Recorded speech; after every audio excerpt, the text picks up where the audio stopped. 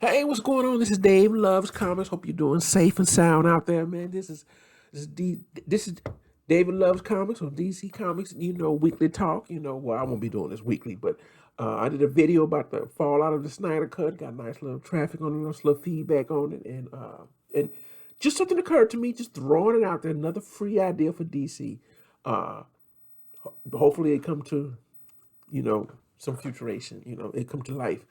Now, I was looking at the James Gunn Snyder Cut, and you know, it amazes me that James Gunn he is a genius. He is a genius. He is a genius, and I'm gonna tell you this: how he got to do a Marvel film for DC, it's amazing to me because when you look at the trailer, and I know it's not getting a lot of traction, and I know a lot of hardcore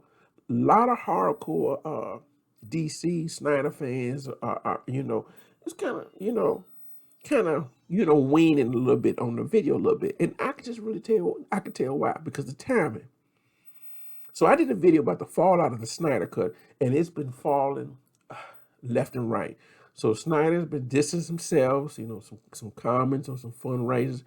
He's grown man. And much respect for getting his art finally told. But he distanced himself, and it came out kind of weirdly. But he distanced himself from the hardcore Snyder fans. He's not doing any more DC projects. Uh, and so anybody who looks at the film say this is better than Justice League 2017. And a lot of people is looking at the research of why didn't we get anything closer to that? Even if you men that protested or Warner, or even if you're a casual fan, if you start, a lot of my non-comic book fans watching, like, okay, this is better, uh, better than what they originally saw. And so some people feel like they were trying to lighten it up and try to make it a uh, Marvel vibe. And so then, now people like release the air cut. And James Gunn's a unique position because when he had his time off from Marvel, he went to DC, and it was rumored that he was able to pick anything he wanted. Anything he wanted. I think, was talking about a Superman, but he just let me go ahead and do the Suicide Squad. But with the conditions that it wouldn't be connected, it'd be a semi-soft reboot in a brand new look because you got to have Harley Quinn, and we don't need no one else is going to play like Margot Robbie. So let's just she's done it, and this will be her third time doing it, and but he brought along, Yondu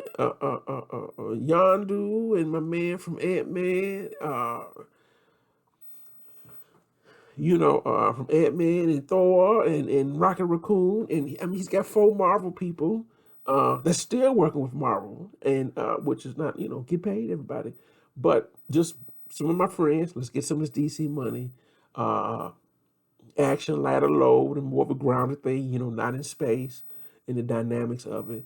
And, I think the people saying, well, James Gunn is an answer to lighten the Marvel load. Man, we need our own Guardians. Let's do Suicide Squad, Dave Ayer. Okay, it didn't work out. Okay, Dave Ayer, you go do something else. James Gunn, take your pick. Here you go. And me, not being negative because I'm going to see it all, but this is something else. This is a free thing for DC. Free thing for DC. If I was at Warner Brothers, and not at home making a video, but I would have never, let James Gunn do Suicide Squad. And that's not out of hate. I would have let him go ahead and do it. But as a business person, when you make a product that's somewhat successful, you don't throw away the bathwater. You want to expand on the audience that's already have.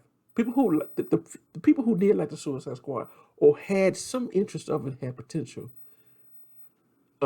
You work with a new script, another director, and you tied up. You just don't go, okay, let's just get a whole new director and writer, and we're gonna just do a reboot like the Incredible Hulk with Eric Banner, and then you do the Ed Norton, and until we get it right.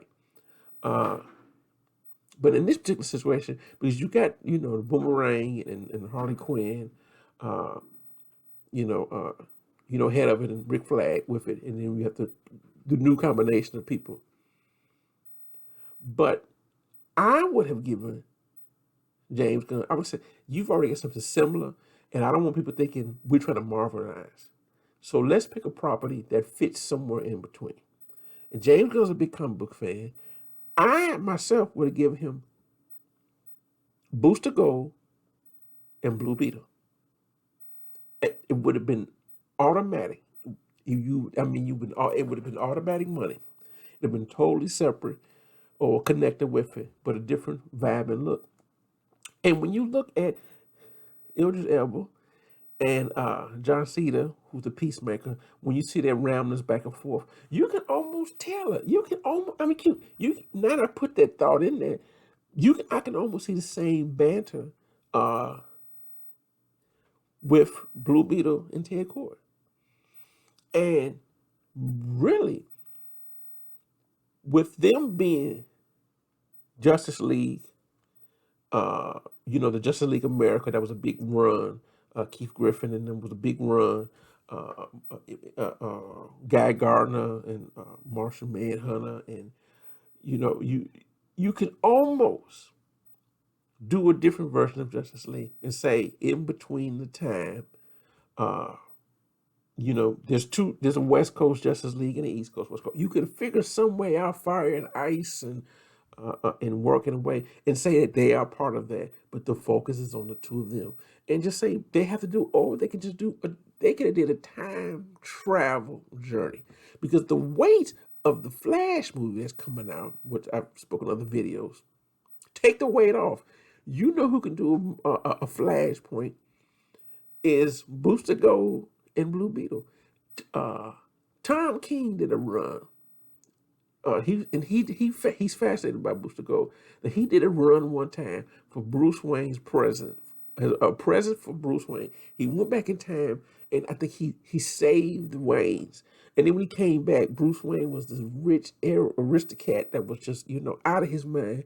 Green Lantern was suicidal. It was just, but that one. That one thing he did, it changed the DC universe. I don't know. I'm always fascinated. One thing leads to something else, but something like that. When Tom King go back and he goes back in time, messes something up, and then Booster Gold can bring Blue Beetle and come back in the present day time. Then, if you really want to, then you can have a Justice League where you have a Linda Carter, and Michael Keaton, and then my man on Flash CW, John Ship. He can come back and let him be the Flash and say, "Oh my God, you've messed up the timeline." I mean, if you want to do something really mind blowing, but it's just you could have them go at different times. 1989 Batman and then Wonder Woman. Then they can bring, and mind blowing. If they want to say March the Universe, time in March the Universe, he can go in the world and get Joaquin Phoenix or Robert Pattinson, cross them, everyone, like a time bandits thing, bring everybody together, do a trip, and then send everybody back.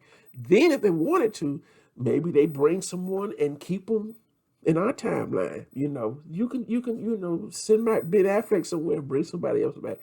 But that is a James Gunn production, and that's almost Guardians of the Galaxy type level thing. But that's what going forward, or even without none of that, just the two of them in the action, comedy, and you can include. You can include them, and go visit the Huntress or something like that. I mean, it can be absolutely mind blowing. But that is my one thing with that one. But they decide not to. But that is my thing. If you're gonna have somebody, the artists come in and say, "Oh man, I'll work with you, DC, but I got restrictions. I want this, and that," and then you get a whole bunch of hodgepodge of that. And machine line, timeline, it's got to be no. We need you to do this, or it just ain't gonna work. You gotta have. Let's do 5 films, one by one. You don't come and pick and choose. I gotta have 5 products. I gotta keep my old folks happy, my new folks happy, coming into the DC world and make it, friendly gasp enough that one film at a time, you know, and if it leads to something else, then it don't. Uh, but that is really much is I got to say on that. But you know, appreciate if you're listening and you know, venting out there. And that's my overall. You know, I didn't think a title of this one, but that James Gunn, it's gonna be absolutely mind blowing because if it's a success, it's gonna lead them in a direction. If it's not, but they're gonna reboot it all over again. But I know that people who invested in the Snyder Cut is in a weird situation. Do we fight to restore the Snyderverse, or do we go ahead and see Suicide Squad? Because if you see Suicide Squad, it's kind of saying, well, you know, this is a Marvel film, and let's enjoy it. I mean, people gonna love Harley Quinn or you know whatever, but it's gonna be way of you know letting go of you know two comic book worlds. But that's it, man. And all right, you folks take care, be safe, wear a mask, and DC loves comics.